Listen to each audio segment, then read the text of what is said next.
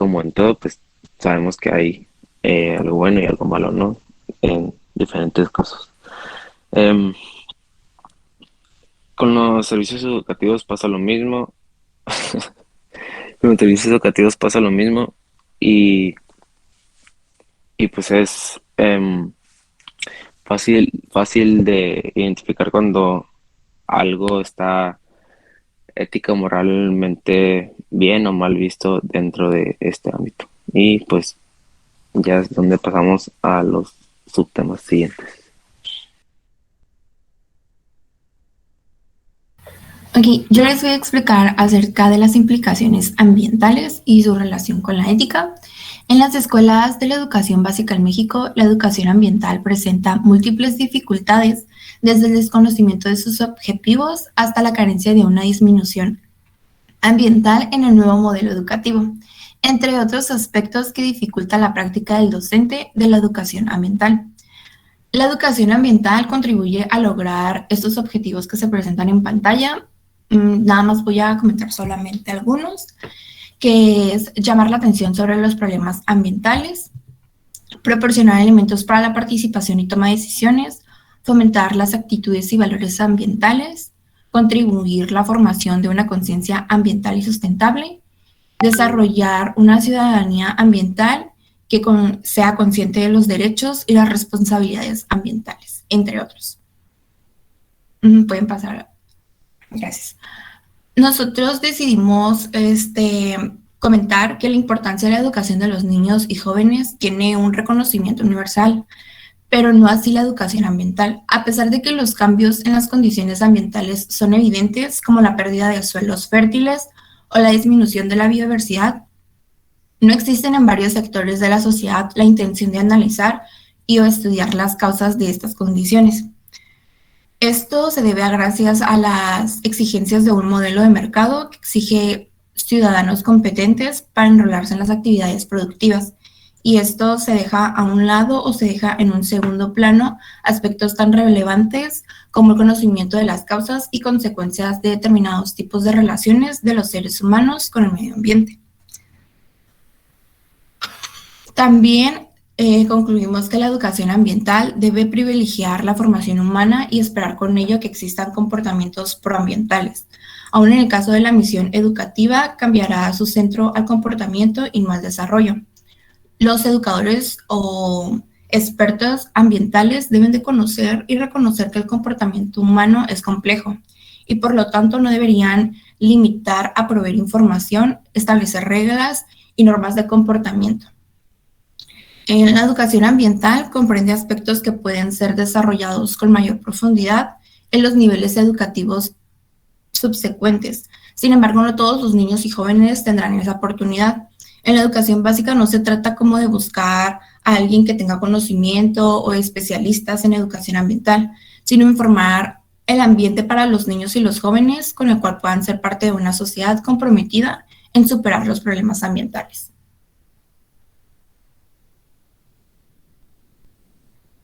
Y pues también en la investigación que estuvimos haciendo, notamos que hay una disminución en los trabajos de investigación que son acerca del medio ambiente.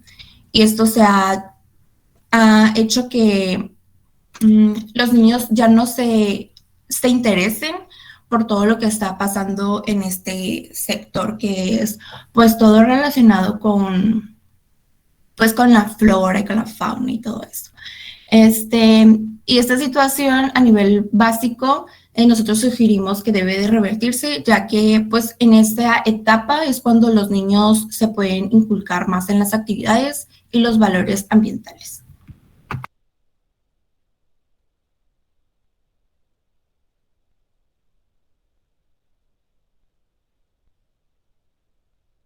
A continuación vamos a hablar un poco sobre los derechos laborales. En este sector económico, en particular, hubo un tiempo en el que estuvo pues muy descuidado lo que serían los derechos del trabajador. Había muchas manifestaciones debido a que los maestros consideraban que no tenían los mismos derechos que otros sectores económicos, o que si los tenían de una forma más rezagada o en menor medida a lo que deberían de tener. No lo consideraban justos. repasando un poco los derechos generales que tienen los empleados, se destaca pues que tienen el derecho a trabajar, el derecho a la retribución justa, que se refiere a que se les pagará a raíz de lo que se trabaje.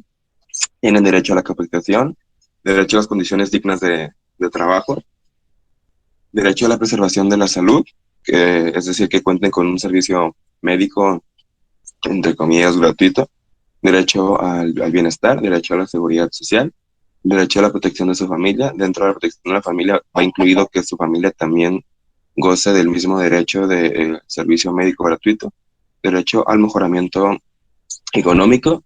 Aquí se liga el derecho al ahorro, las prestaciones a finales de año, derecho a la defensa de los intereses profesionales, o sea, se refiere a que se les brinde la oportunidad de seguirse desarrollando como profesionales. Esto de forma general. Más propiamente, con los maestros tenemos las condiciones dignas y equitativas de labor, lo que se refiere a que no se hace distinción en sexo o alguna otra condición para poder asignar lo que sería el pago. Una jornada limitada se refiere a que se va a establecer un horario de trabajo para que puedan realizar su jornada y, o sea, totalmente dependiente a lo que el maestro quiera laborar o se le permite laborar supuestamente las horas que se les asigne.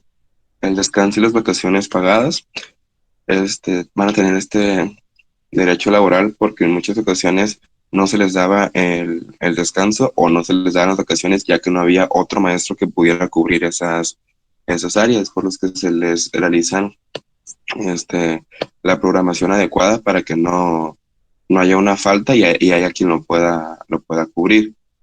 La retribución justa, que es la misma que se mencionó en la general, salario mínimo vital y móvil, se refiere a que aunque trabajen un mínimo de horas, ese mínimo de horas trabajado debería de ser lo suficientemente para cubrir sus necesidades básicas.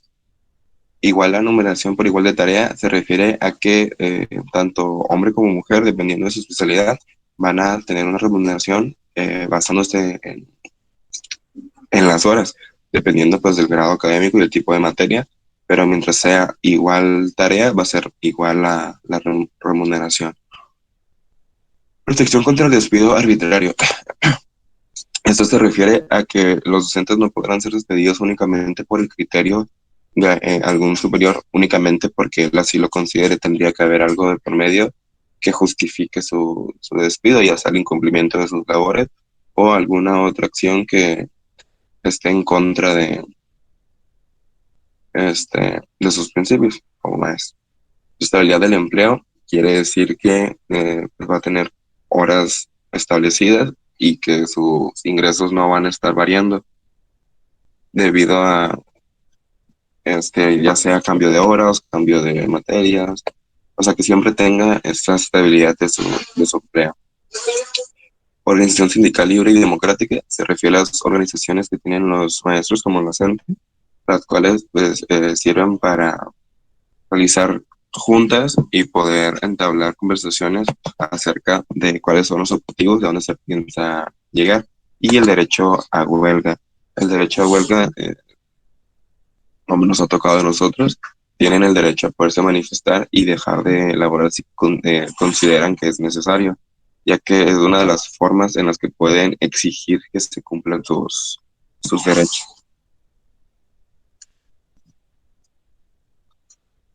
Nuestra crítica respecto al derecho laboral es sobre el importante cambio que tuvo la percepción hacia el maestro durante el gobierno del expresidente Enrique Peña Nieto. Al momento de que se realizó la famosa reforma educativa, trajo tantas ventajas como desventajas, pero queremos enfocarnos un poco en las ventajas, ya que cambió el orden jerárquico y empezó a darle mayor importancia al valor del docente. Se le consideró la base del eslabón, como se venía planteando desde hace muchas décadas, y se establecieron mayores requerimientos para que el docente realizara pruebas y evaluaciones de manera constante, las cuales son de exigencia para mantener el mejor nivel del maestro siempre a lo máximo que se le pueda exprimir. El programa se llamaba Escuelas al 100, el cual era un proyecto con una fuerte inversión para el sector económico, ya que el expresidente sostenía que lo que dice en la Constitución, que la educación debe ser laica y gratuita, pero él consideraba que no era accesible para todo el mundo. ¿De qué sirve que la escuela sea laica y gratuita si hay personas que no pueden asistir a la escuela por más que sea gratuita? Se impulsó también la inclusión al crear más espacios verdes durante ese sexenio y se crearon rampas para el desplazamiento de personas con discapacidad. También se brindaron equipos de cómputo para que más personas tuvieran las mismas oportunidades y competencias y así se pudiera minimizar el impacto que tenía algunas personas al momento de poder asistir a la escuela, pero no tener las mismas oportunidades y competencias, por lo que no podrían desarrollarse. Es por eso que consideramos que dentro de todo lo que se le pudo criticar a la reforma educativa, estos son algunos puntos que tuvo a favor para el sector educativo.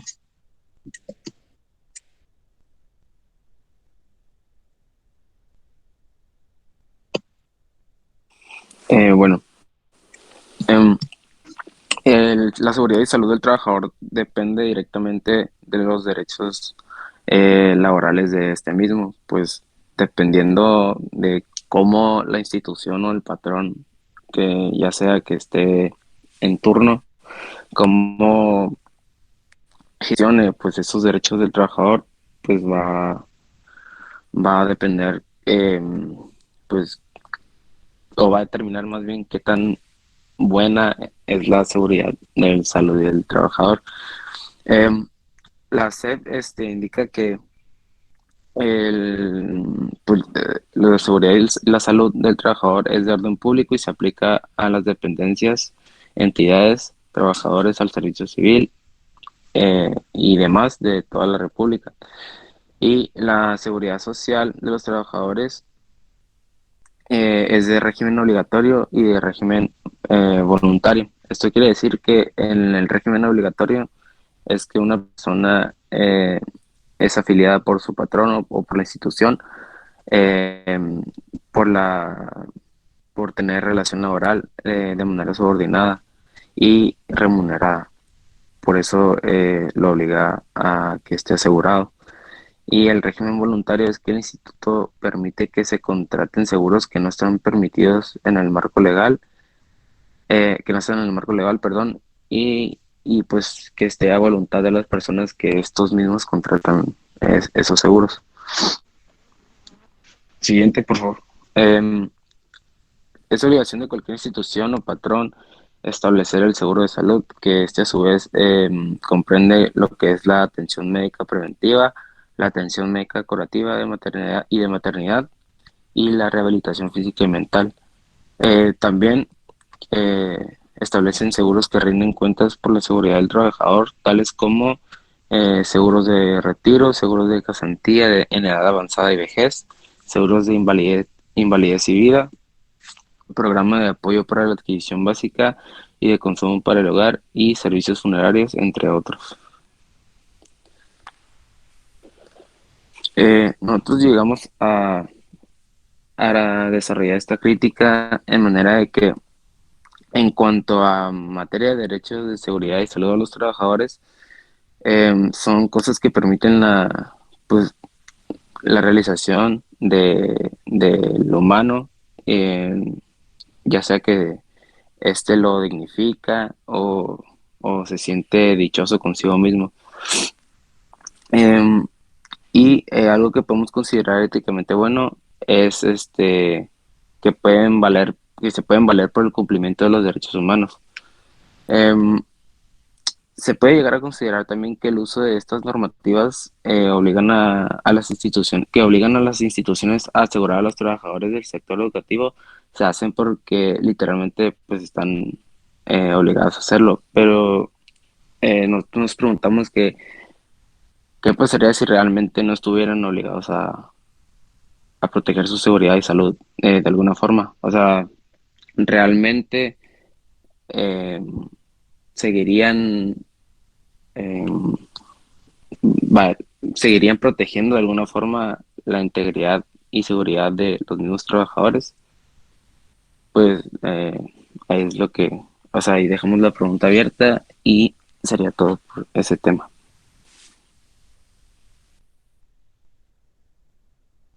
Las políticas de contratación en México. En 2008, el gobierno federal y el CENTE suscribieron la Alianza por la Calidad de la Educación con el propósito de realizar una profunda transformación del sistema educativo mexicano. Entre los principales ejes de acción de Alianza destaca la profesionalización de los maestros.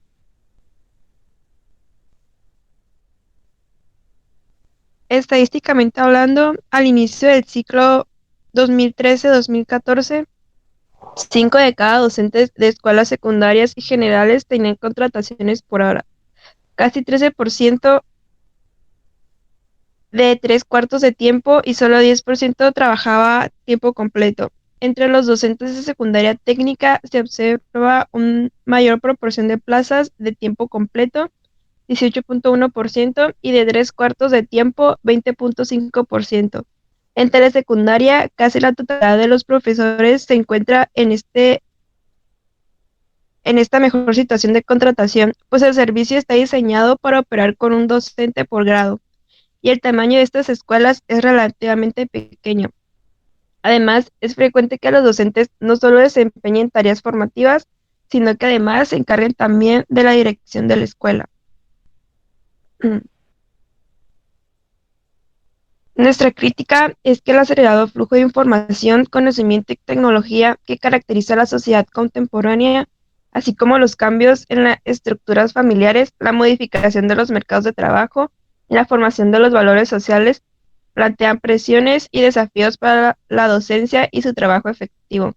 Se suma a ello las dificultades que ha tenido el Estado mexicano para ofrecer trayectorias profesionales suficientemente sólidas, relevantes y pertinentes para los maestros, que les permitan hacer frente a estos grandes desafíos del trabajo magisterial. La evidencia disponible indica que actualmente la profesión docente experimenta menor prestigio social y prevalece en las y los maestros un malestar con relación a su trabajo, lo cual se acentúa por el cuestionamiento a su autoridad y conocimiento por parte de los alumnos, especialmente de los jóvenes y adolescentes. Para finalizar, para atender a poco más de 25 millones de alumnos en educación básica en México, existe alrededor de 1.2 millones de docentes que enseñan en muy diversas condiciones y tipos de servicios educativos y enfrentan distintos retos derivados de la desigualdad y diversidad que caracterizan al país. Implementar políticas docentes en este contexto significa enfrentar retos de orden técnico, operativo, presupuestal, institucional y político derivados de la compleja relación entre actores, instituciones, procesos y expectativas involucradas en dichas políticas.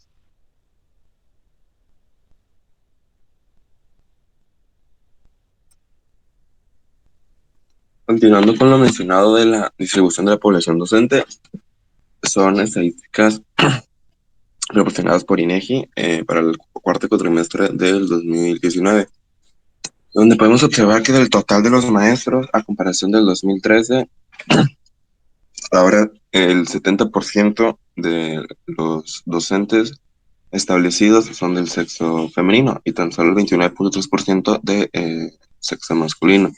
La distribución entre la educación básica, el 94.2% de los docentes en educación básica es del sexo femenino. En la primaria y secundaria también hay una superioridad por parte de la distribución del sexo femenino.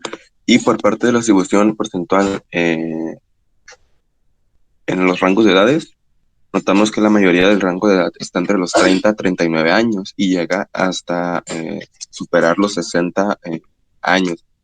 Y otros rangos considerables son de los 40 a los 49, de los 50 a los 59 años. Continuando con la educación superior, perdón, la educación básica, media, licenciatura, maestría, doctorado, pero considerando el grado de estudio del docente, podemos observar que la mayoría de los docentes tienen como mínimo la educación de media superior, la educación de licenciatura.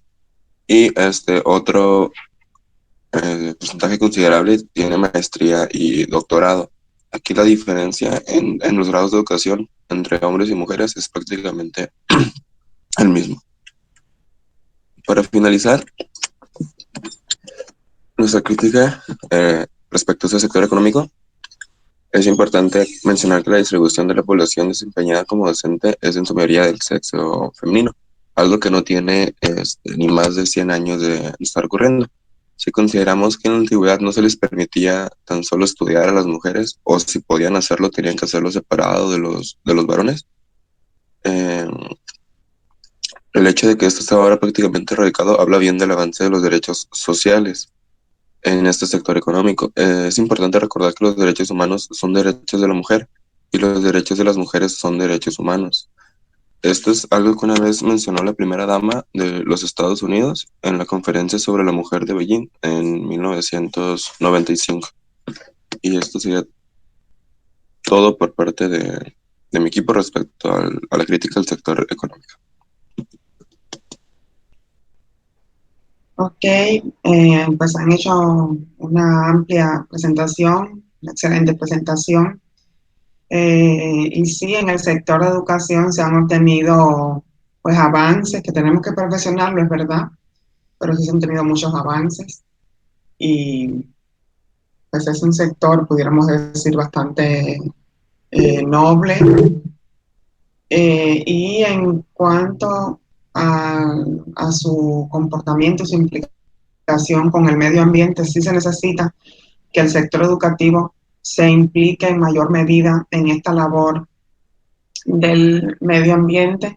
¿Por qué? Porque precisamente en el sector educativo se forman las personas que luego van a trabajar en los diferentes sectores de la economía o a desempeñar puestos políticos, ¿verdad? Entonces se necesita que esta formación pues tenga eh, incluido, ¿no? Esta característica relacionada con el medio ambiente, todo lo que implica el cuidado, la protección del medio ambiente. O sea, muchas gracias por este equipo, pues no les voy a hacer de momento ninguna pregunta.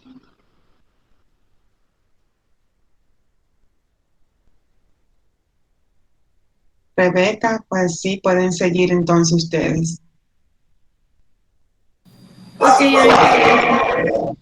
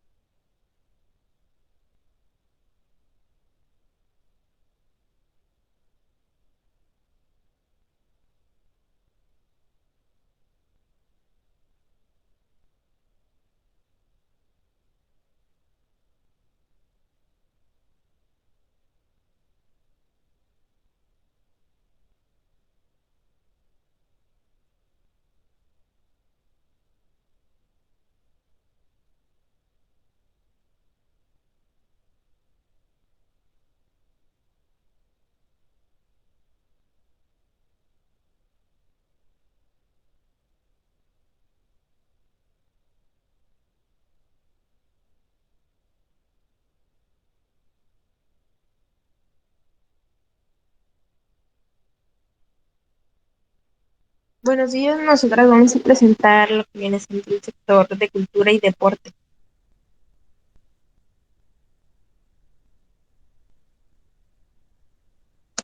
Comenzando con las implicaciones ambientales, que pues en un inicio este sector estaba un poco perdido, ya que estábamos familiarizados con el ambiente, pero no tanto hasta el momento en el que se comenzó a relacionar paulatinamente con algunas actividades recreativas que nosotros realizábamos, principalmente en los tiempos libres, pero ese también se produjo más en lo deportivo.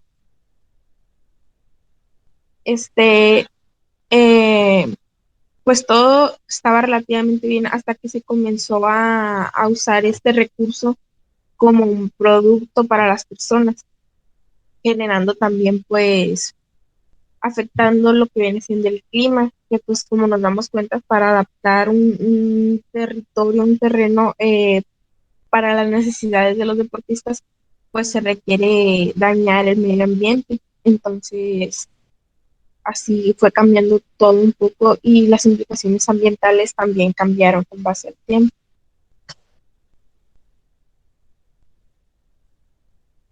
Siguiente, por favor.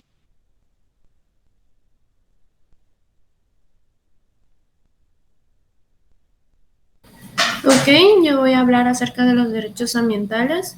De acuerdo con la información que encontré acerca de estos, del libro El deporte y la cultura desde el derecho comunitario ambiental, se dice que no existe o que no se reconoce ningún proyecto normativo que se dirija o que se tenga en cuenta esta relación entre cultura, física y deporte con el ambiente, dado que se considera que no se contempla estos como un sector susceptible de impactar al medio significativamente, pero no se toma en cuenta la evaluación del impacto ambiental de las manifestaciones de estos más impactantes como los grandes eventos.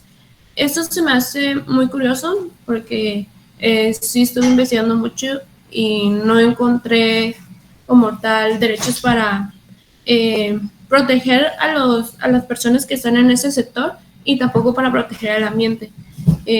Uno de los eventos que más me acuerdo que sucedió pues en 2010 con las Olimpiadas en Beijing fue que los deportistas se vieron muy afectados con el ambiente en sí, el aire en que estos se encontraban, dado que era estaba muy contaminado en realidad y no sabían qué hacer en realidad. Y como había dicho, también esto afecta al ambiente, como puede ser, por ejemplo, cuando se realizan carreras, ¿cómo se llama? Suele suceder que suelen tomar agua en la botella y la dejan en el paso, dejándose un impacto en estos. Por parte ya de la seguridad y salud de los trabajadores, los individuos, las familias y los grupos de estos que integran, no es una acción puntual, es un continuo de construcción colectiva, dinámica, participativa, a favor del bienestar del desarrollo humano. Este proceso proporciona a la población el derecho de ser protagonista y de construirse en los sujetos y actores de su desarrollo mediante la generación de los espacios a diálogo para compartir saberes, habilidades, conocimiento y otros valores a favor de su desarrollo, así como los recursos humanos, materiales y financieros que son necesarios para el mejor control de sus estilos y condiciones de vida. Ahorita mi compañera Fernanda va a explicar cuáles son.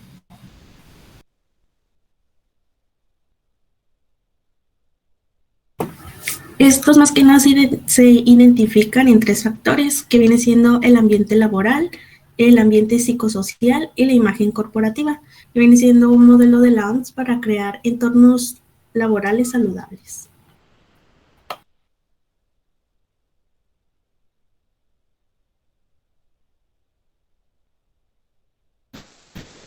Las políticas de concentración que encontré, que son realmente, a lo que yo encontré que eran políticas de concentración eran asociaciones en conjunto para apoyar sectores. En este caso, encontré estas que apoyan el sector cultural deportivo, que es la Ley General de Cultura Física y Deporte, el Reglamento de la Ley General de Cultura Física y Deporte, la CONADE, la COM, la COMPAME, la CAT, la CONDE, el SINADE, el RENADE, la SEP, aún así la SEP también apoya esto, la Comisión Especial y la COBET.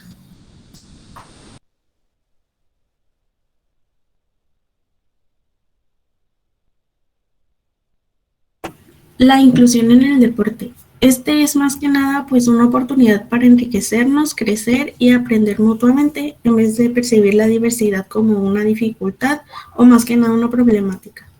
Funciona como un vínculo para poder adquirir valores, hábitos y fomenta también lo que es el desarrollo tanto individual como la relación con otras personas. Nos ayuda más que nada teniendo un cambio de actitud y distracción mientras compartimos un espacio físico o simplemente más que nada por la convivencia que se da con otras personas.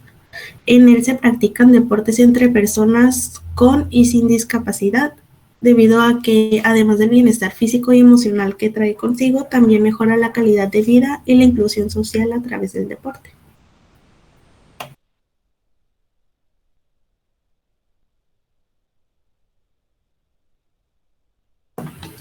Y por último, tenemos el tema de la inclusión en la cultura, que este es más que nada un proceso para descubrir los beneficios de la diversidad, adaptando sus actitudes, respuestas positivas y de comprensión a la diferencia de raza, clase social, origen étnico, religión, género y capacidades.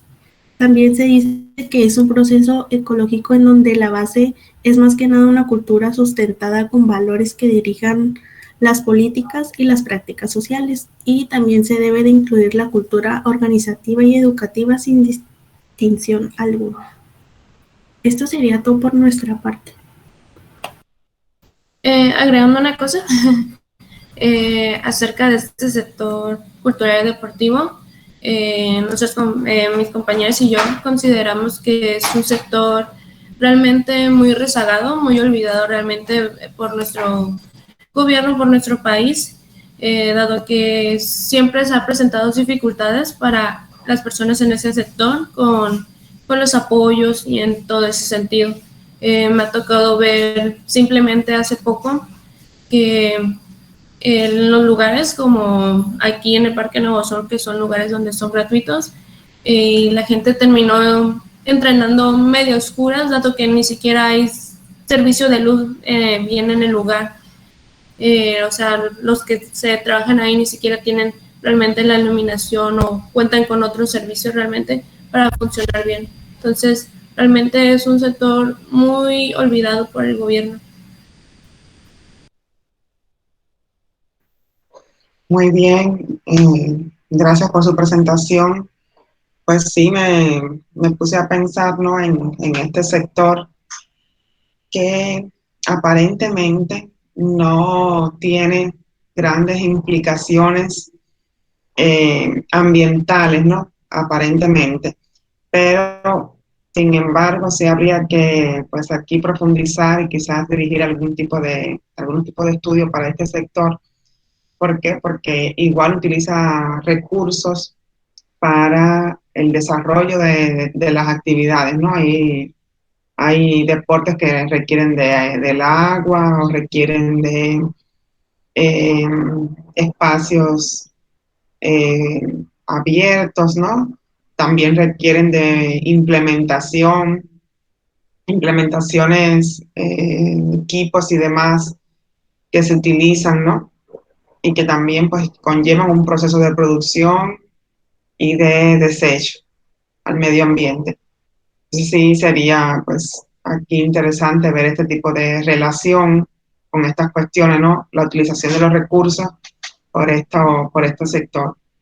Al igual que me quedo pensando, ¿no? Desde el punto de vista de la ética, todos estos conflictos que se dan. Cuando se realizan eventos masivos en estadios y demás, ¿no? Eh, Conflictos, digamos, y sociales, ¿no? De hecho, hace poco creo que se suspendió algún tipo de evento, se quería suspender algún tipo de evento aquí en México relacionado con el fútbol, porque las personas el público en general, decían que tenían un comportamiento homofóbico, algo así. Eh, y pues hay aquí todo un tema, ¿no? Desde la ética que también sería interesante abordarlo. Como también el otro aspecto aquí fundamental es cómo las empresas, sobre todo las más poderosas, utilizan el deporte para reafirmar su imagen, ¿no? Y generar mayor nivel de ventas. Entonces, igual el deporte, pues, pudiéramos decir, la cultura, tienen un impacto bastante directo en el incremento del consumo, de manera general, de algunos tipos de productos o de servicios. Entonces, pues sí, aparentemente no tenemos una identificación directa de los impactos por parte de este sector, pero sí las hay, y además, como les decía, sobre todo por todos los conflictos que se generan, que van desde el uso de droga, que van hasta el comportamiento del público en un evento, o eh, las representaciones por parte de los deportistas o artistas de algunos tipos de productos y servicios. No sé si quieren decir algo aquí al respecto, Rebeca.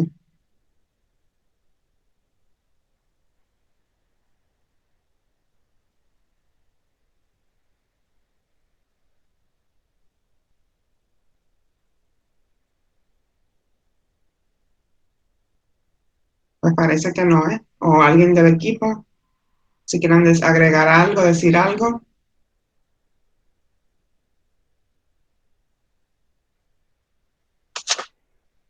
Pues Pasamos. realmente, pues estoy de acuerdo con lo que usted dice, de que ¿cómo se llama? Por a veces de las actitudes de los deportistas también no se toman en consideración.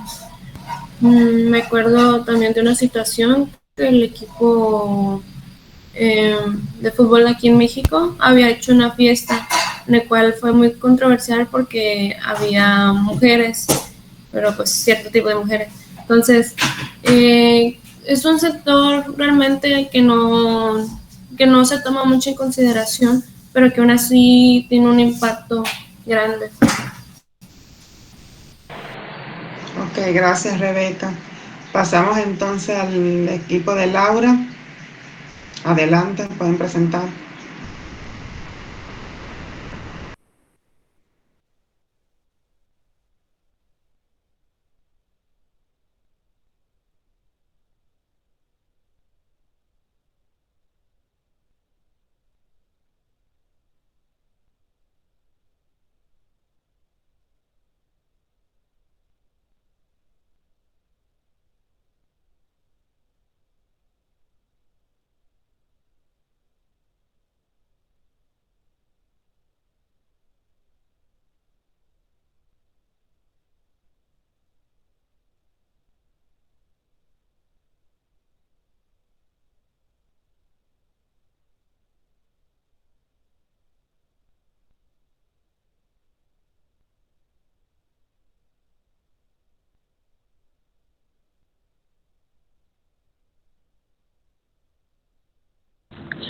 Buenos días, maestra y compañeros. Nosotras nos tocó hablar sobre los servicios profesionales y vamos a abarcar pues ciertos temas que que entran en este tema de los servicios profesionales. Bueno, mi compañera va a comenzar a exponer su parte.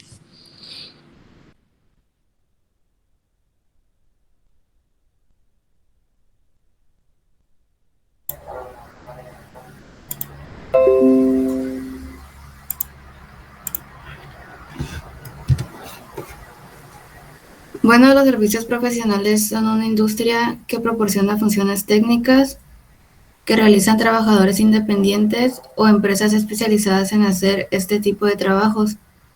Estos reúnen tanto aquellos destinados al consumidor final como los proporcionados a empresas. En este caso, son igualmente conocidos como servicios empresariales y se clasifican en dos, que son los servicios pagados por una empresa a beneficio de un particular y los servicios brindados por un profesional para el disfrute del consumidor final o de una empresa.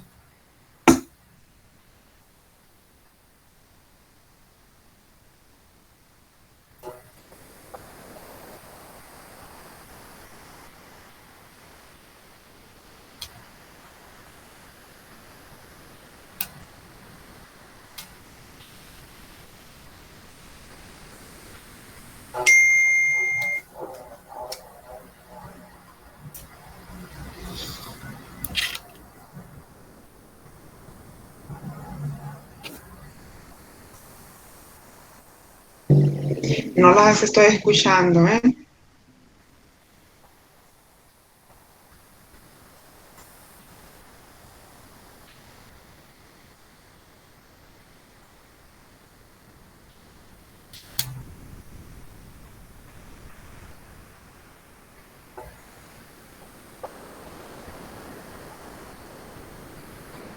Maestra, ¿se escucha? Sí, ahora sí las escucho. La ética juega un papel importante en el proceso de calidad de una empresa, debido a que por medio de la ética se hace evidente el comportamiento de los trabajadores, pero no solo el funcionamiento de la ética debe ir por parte de los trabajadores.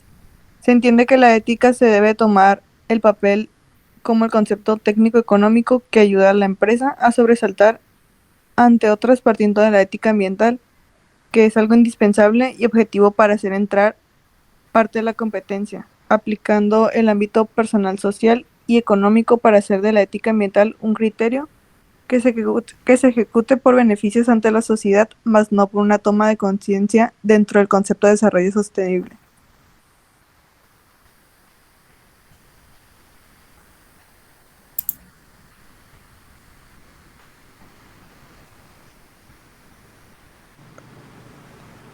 Bueno, en el tema de la implicación ambiental, la preocupación por la problemática ambiental se torna cada vez mayor en los contextos actuales. Las causas y las consecuencias de problemas socioambientales inherentes al desarrollo económico mundial despierta interés en considerar criterios ambientales como parte de la gestión empresarial que desarrollan las organizaciones en búsqueda del desarrollo sostenible, acompañadas de prácticas de responsabilidad social. Las regulaciones ambientales por parte de los gobiernos han crecido rápidamente, situación ante la cual las organizaciones no han estado preparadas, siendo el blanco de imputación penal individual y corporativa por violaciones de leyes ambientales. Todo esto las ha conducido a ver la sensibilidad ambiental como ponente estratégico crítico a considerar por parte de sus operaciones. En este sentido, la gestión ambiental desarrollada en las organizaciones relativa a los procedimientos contables se han concentrado en la medición de transacciones económicas, obviando los costos derivados de la contaminación, la sobreexplotación de recursos ambientales y del impacto sobre la sociedad. Ante estas nuevas realidades, debe de asumirse como modelo rector de las operaciones la responsabilidad compartida por los diferentes agentes socioeconómicos, buscando ampliar el objeto formal de la contabilidad, la cual no puede contemplar solamente la realidad económica, sino que debe vislumbrar lo concerniente a lo social. En el desempeño empresarial debe orientarse a las exigencias ambientales, donde la eficiencia operacional, conjuntamente con la perseverancia de los recursos naturales, bajo el mínimo impacto posible al ecosistema, debe ser medible y verificable en el tiempo. De esta manera se desarrolla una imagen de sensibilidad, responsabilidad y seriedad frente a proveedores, clientes y la sociedad en general.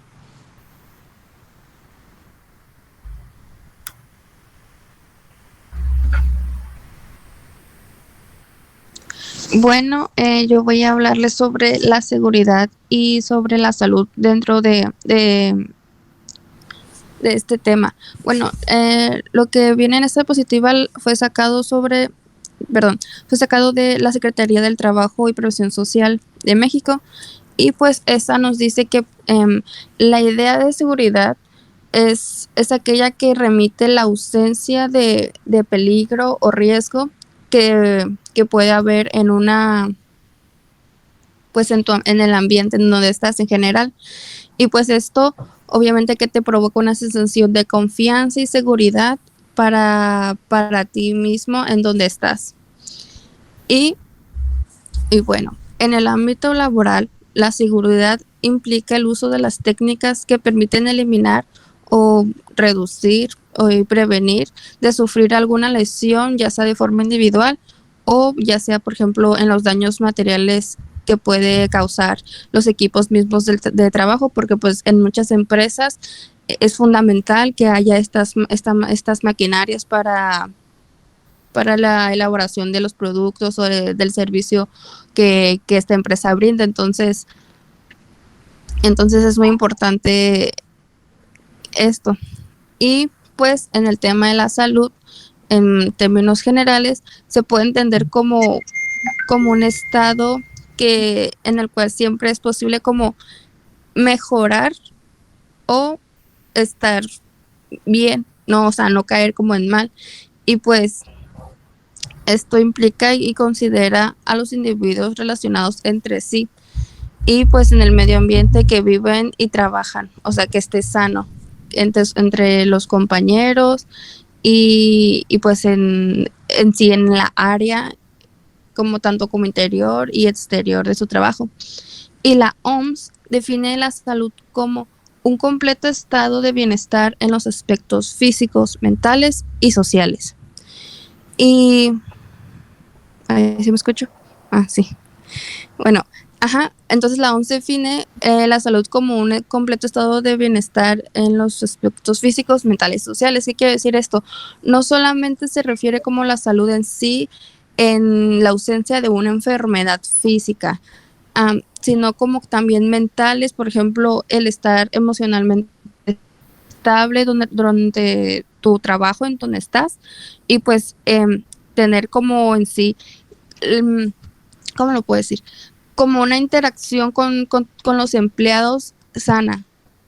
Entonces, pues a esto se refiere, entonces la OMS a esto como define lo que es la salud. Y pues esta definición fue formada por parte de la creación de principios de la OMS desde su fundación en 1948.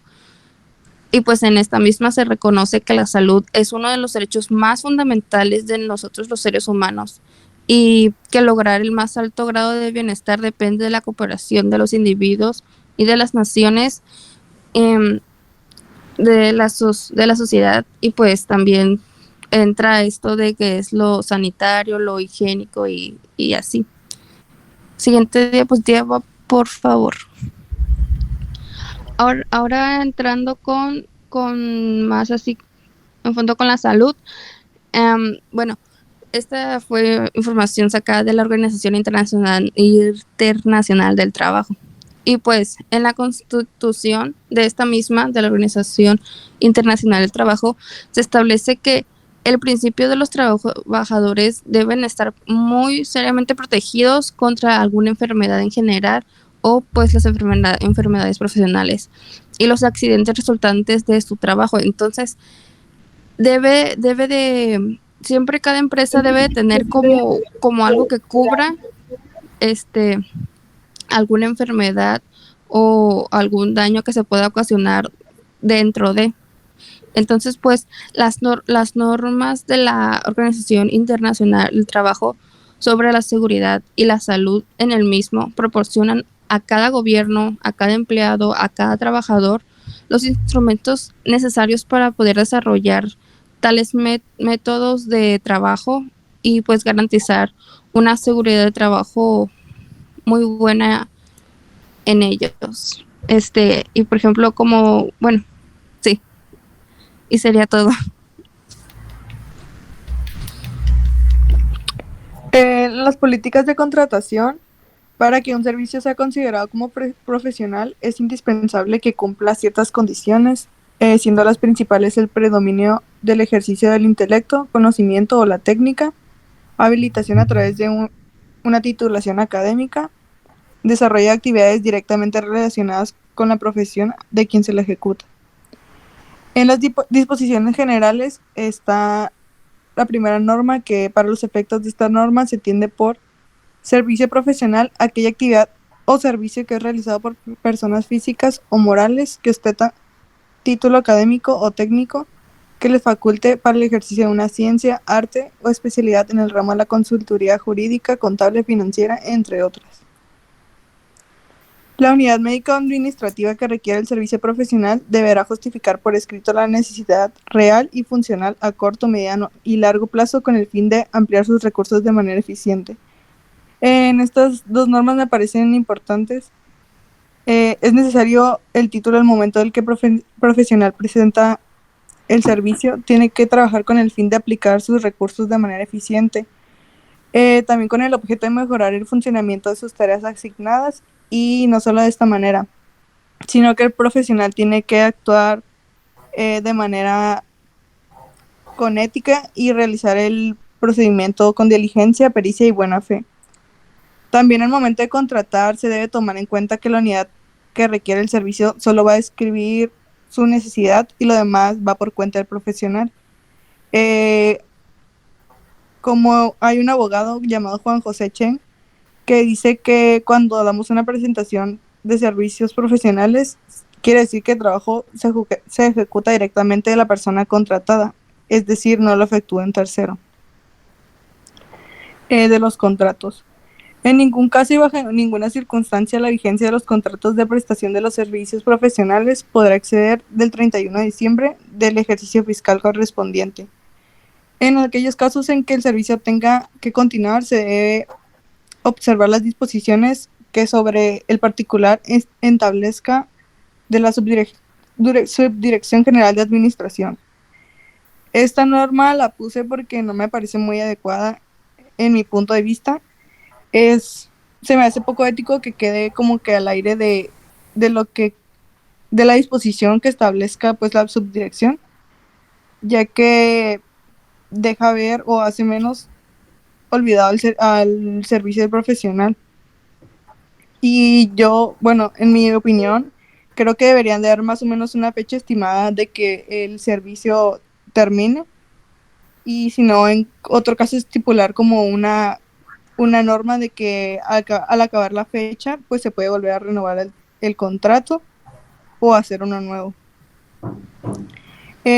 También está que Chen asegura que en caso de los servicios profesionales, la persona física que presta sus servicios bajo esa modalidad está regulado por un contrato civil comercial y los derechos y obligaciones de las partes son diferentes a un contrato laboral.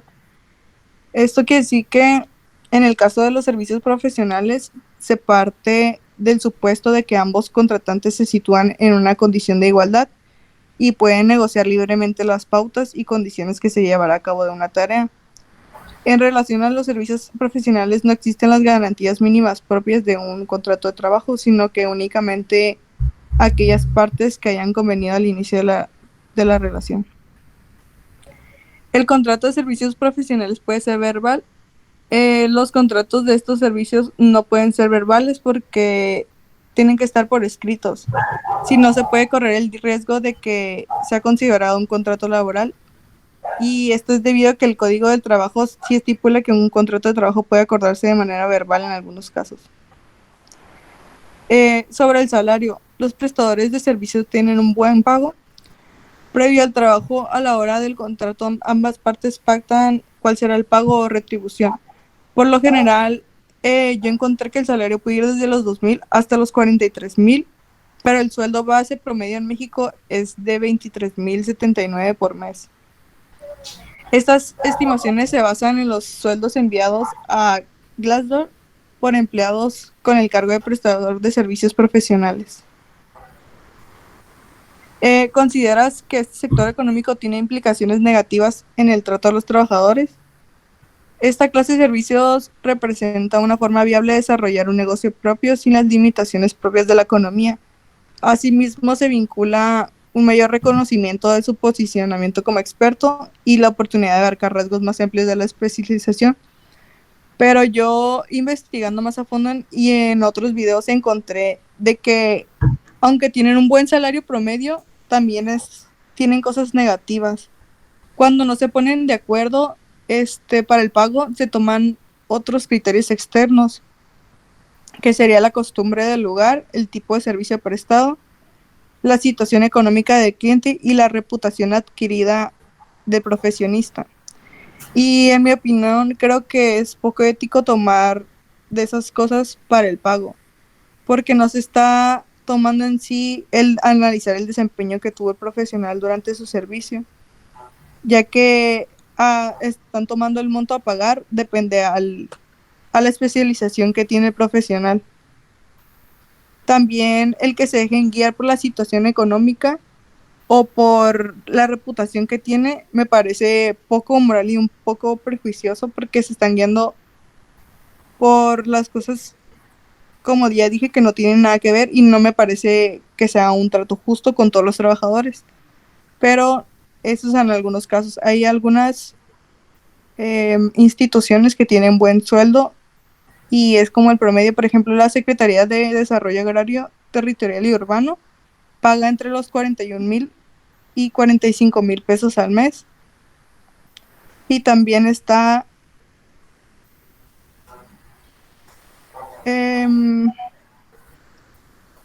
con un sueldo promedio, la Secretaría de Salud de Ciudad de México entre los 22,000 y los 24,000, pero también está un sueldo demasiado bajo, va desde los 996 a los 1,000 pesos, que es la Comisión Nacional para la Protección y Defensa de los Usuarios de Servicios Financieros, que ahí es donde se puede ver un contraste de la gran diferencia que hay en algunos casos a la hora de contratar.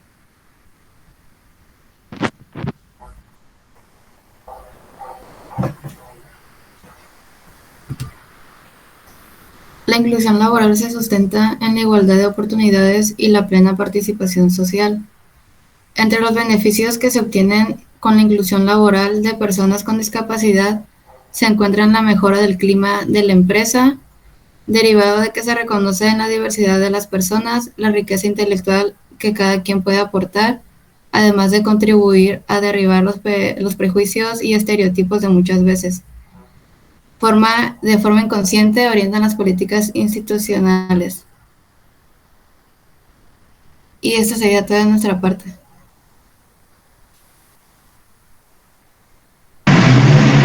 Muchas gracias. Pues me parece muy buena la reflexión de Andrea, de Laura, en los aspectos que desarrollaron, y de Daniela.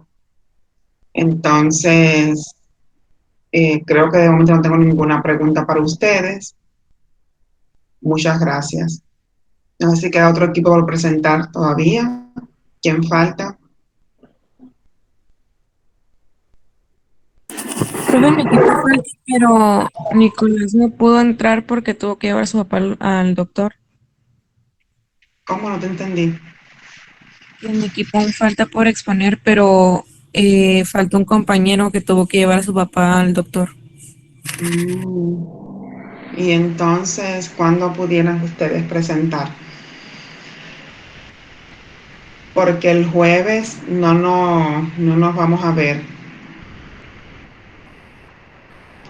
Sería entonces iniciando el próximo martes, pero ya el próximo martes pues ya orienté iniciar también con la presentación del examen final. Pues pudieran ustedes presentar ahí antes, ¿no? Sí, gracias. ¿Qué otro equipo falta?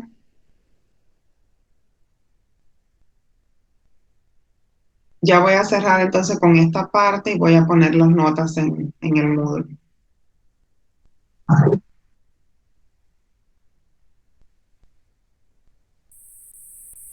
Y en el caso de esos equipos que faltan, no pueden exponer sin esos compañeros, ¿no?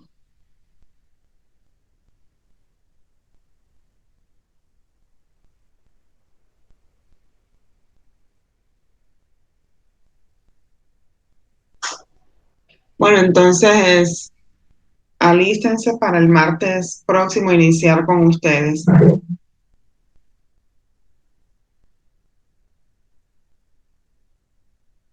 Y si estas personas que faltan, pues ya no se encuentran, pues yo les aconsejaría que presentaran, porque pues sí, no podemos seguir esperando tanto, ¿no? Ok, maestra, entonces la próxima clase mi equipo vamos a exponer, aunque falte alguien. Coordinen bien, sí, coordinen bien que si van a estar o no, y si ya no están, pues qué se va a hacer, ¿no? Ok, sí, pero yo creo que la próxima clase sí va a ser seguro. Ok. Entonces así lo hacemos. Entonces por hoy hemos terminado. Muchas gracias a los que presentaron y participaron y por su asistencia. Nos vemos entonces el próximo martes.